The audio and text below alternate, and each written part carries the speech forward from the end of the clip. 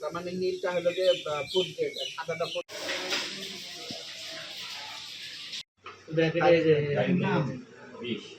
অধিদপ্তর, নিরাপদ খাদ্য কর্তৃপক্ষ এবং জেলা কৃষি বিপণন অধিদপ্তর আমরা আজকে যৌথভাবে বাজার অভিযানে বেরিয়েছি করে।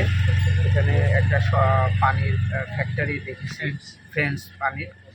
ওনার কেমিস্ট্রি নিয়োগ না থাকায় এবং যে জারগুলা ব্যবহার করছে, কিছু জার হলো ওনার ফুড গ্রেড আর কিছু ফুড গ্রেড না, নন ফুড গ্রেড। আর ওনার হলো গিয়ে কাগজপাতির এই সমস্যার জন্যে ওনাকে 30,000 টাকার জরিমানা করা হয়েছে এবং ওনাকে বিভিন্ন মেয়াদে কয়েকটা কার্যক্রমকে দ্রুত সমাধান করার জন্য সময় দেওয়া হয়েছে।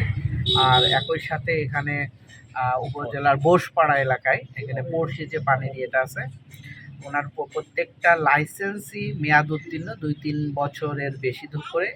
আর উনি যেখানে পানি উৎপাদন করছে পানিটা নোংরা, এটা পানিটা পরবর্তী ওনার কাগজপত্রের কার্যক্রম মানে কাগজপত্রগুলো ঠিক করার জন্য, পরিবেশ ঠিক করার জন্য এটাকে মৌখিকভাবে নির্দেশনা দিয়েছে। ওনার প্রোডাকশন বন্ধ, উনি কাগজপত্র এগুলো ঠিক করে আমাদেরকে জানাবে যে হ্যাঁ আমরা এগুলো করছি বা পরিবেশটা মানসম্মত করলে আমরা পানি উৎপাদনের ওনাকে মানে অনুমতি দেবো।